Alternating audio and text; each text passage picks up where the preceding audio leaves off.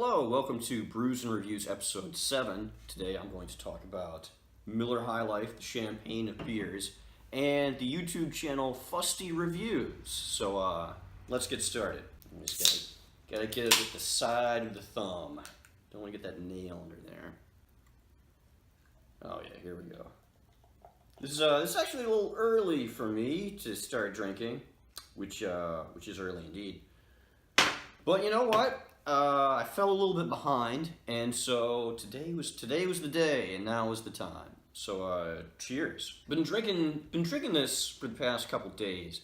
It's pretty good. I think I like this a bit better than Coors Light, Bud Light, and other beers of that same ilk.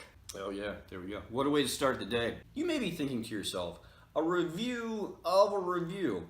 Am I in danger of being lured into some kind of hall of mirrors here? Well, I hope not. Because the truth is, if that ever does happen to you, the only way out is to take your magic lance and smash the mirrors. Then, only then, will you find your way out of said labyrinth. I'm going to talk about... this YouTube channel has quite a lot of content.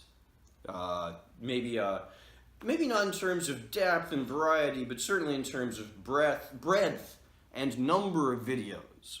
So today I'm going to focus in on one. This was a review of taco shells, and it was being performed by a gentleman who was wearing a kind of Christmas sweater and submerged in a full bathtub in his full clothes while he was reviewing these tacos. I thought this actually made a fairly interesting visual point, or provided an interesting contrast in the sense of the bathtub is full and yet the tacos are empty. You know, I mean, that can be a thing that happens to people in life, though. You know, sometimes I feel like my bathtubs are always full, but my tacos are always empty. Now, a hard shell taco is produced from corn, of course, or maize, as the Mesoamericans referred to it as. Of course, you had great Mesoamerican cultures. You got the Incas, you got the Aztecs. There's a third one that I can't remember now, but there were definitely the Incas and the Aztecs. And anyway, they were great. They built these big ball courts and, you know, were having a good old time. But you see the way in which these traditional foodstuffs are being corporatized. We got these GMOs now, genetically modified organisms. It's not going to be too long before, like, you know, you take a bite of that taco just punches you in the face.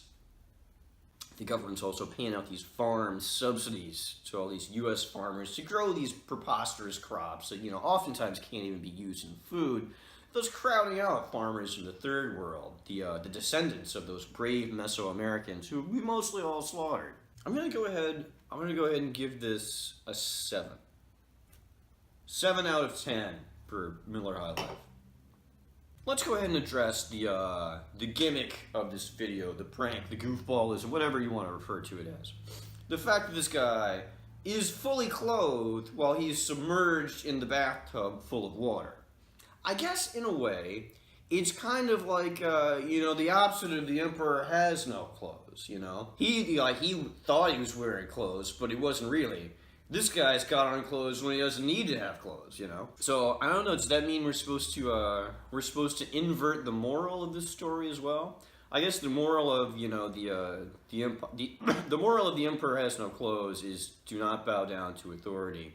So, I suppose that the moral of this video is bow down to authority, which, I don't know, it depends on which type of authority, which valence of authority one is bowing down to. You know, if one can find a truly beneficent monarch, then perhaps it is best to pledge fealty to such. There is also my mom's thing that she often says, which is, we all look the same under our clothes. I don't know why she's always saying this, because that's not true, obviously. We don't all look the same under our clothes. What I think she's doing is she's combining... We're all naked under our clothes, and we all look the same in the dark, which those are actually sayings.